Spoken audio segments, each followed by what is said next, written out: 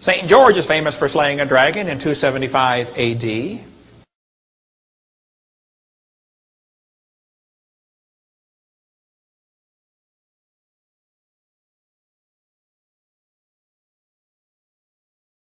Beowulf is famous for killing dragons. He was finally killed by a dragon when he was 88 years old.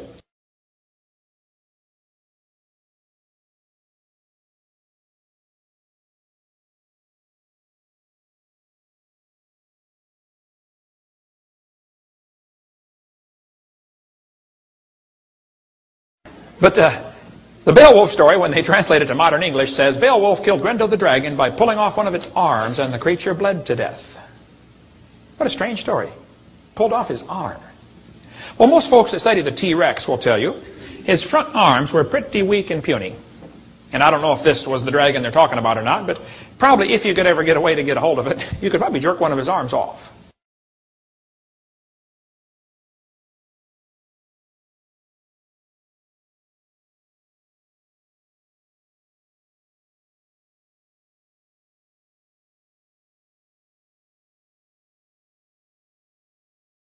Siegfried is famous for slaying the dragon Fafnir, famous Norwegian hero from 1,000 years ago.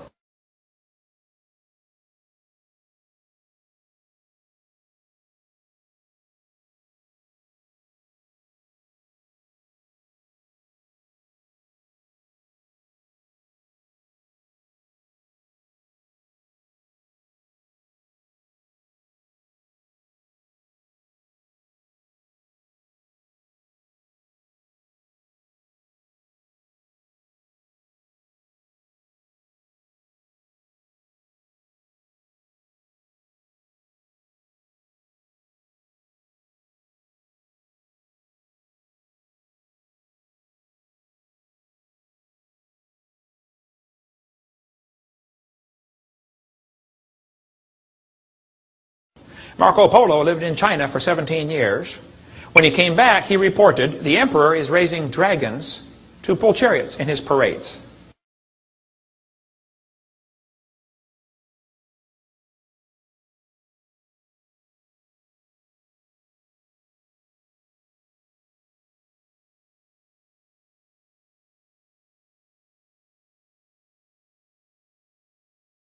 If you go to Ica, Peru, they've got the driest desert in the world down there. It's only rained once or twice in 400 years.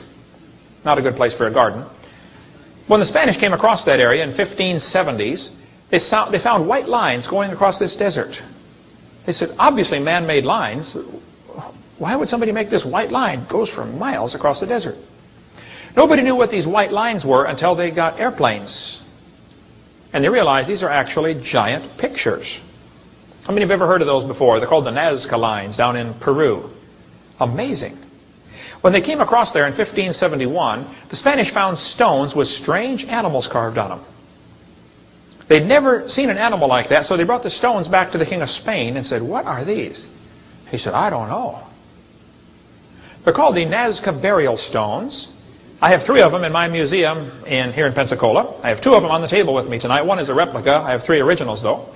These Nazca burial stones that are found down there have dinosaurs and humans together. Of the thousands of stones that were found, about 500 contain dinosaurs and humans together. They show all sorts of things like heart surgery, brain surgery, strange things on these stones. Dr. Baugh has 2 in Texas. Don Patton has 1. Dennis Swift has 2, I think, and we have 3. There's only 15 in the whole United States. 3 of them right here in Pensacola. Come on down to see our world famous, small right now, but we're getting there, museum. We'll take over to Smithsonian here one day. Anton Willette's a friend of mine. He went down there and spent 8 months studying the Ica stones. Dennis Swift is a pastor in Oregon. He goes down there every year, talks to Dr. DeCara.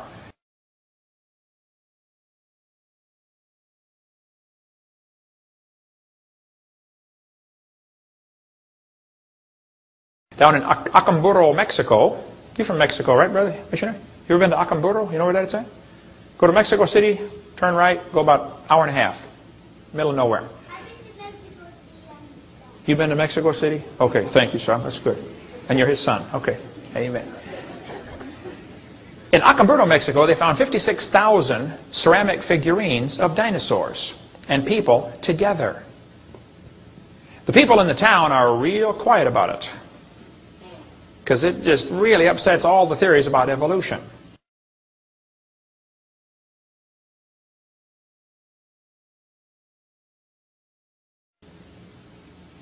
There are stories of octopus actually pulling ships underwater. You say, come on, octopus never get that big. Oh, they get pretty big. This one washed up on the beach in St. Augustine, Florida, 100 years ago. The octopus was 200 feet across and weighed 5 tons. That's a big octopus. A whale was killed near Seattle, Washington. Inside the whale's stomach was one arm to an octopus. It was 150 feet long. See, whales love to eat octopus. And if a whale eats too much octopus, he'll get sick and puke it back up. And if you ever see a piece of puked up octopus floating around in the ocean, be sure to grab it. It's worth a lot of money. Does anybody know what they make out of puked up octopus? Yes? Oil? Perfume. That explains a few things, doesn't it, fellas? Hey, dear, you smell like a puked up octopus. You know, whales love to eat octopus and squid, but octopus and squid never stop growing. There have been some awfully big squid seen out there in the ocean. Navy research vessel saw a giant squid attacking a giant whale in 1966 off the coast of Newfoundland. At Yale University, they've got the model of a giant squid hanging over my head there, Peabody Museum. This baby giant squid washed up on the beach in New Zealand. They said full grown it would have been 150 feet long. That's a big squid. People say, now wait a minute, if dinosaurs always lived with man, like you're saying, why aren't they mentioned in the Bible?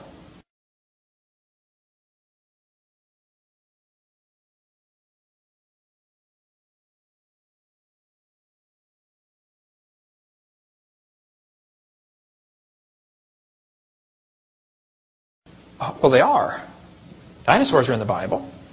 Now, the word dinosaur isn't used. That word wasn't made up till later, you know. But they're called other names, which I'll show you. If you get the book of Job, the book of Job has 42 chapters.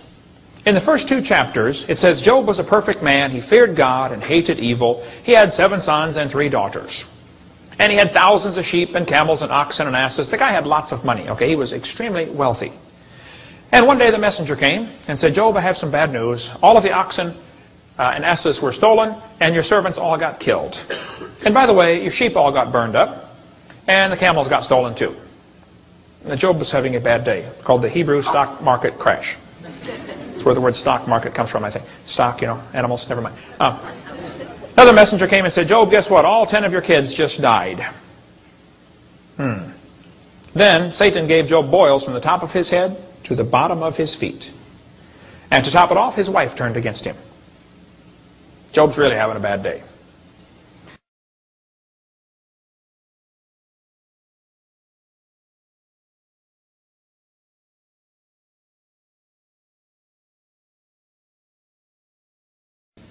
God never did tell Job why his kids died. He never did tell him why his livestock was stolen. He never did tell him any of that. All he did was ask him question after question after question. Hey, would you keep serving God if everything went wrong and you never found out why? Job did.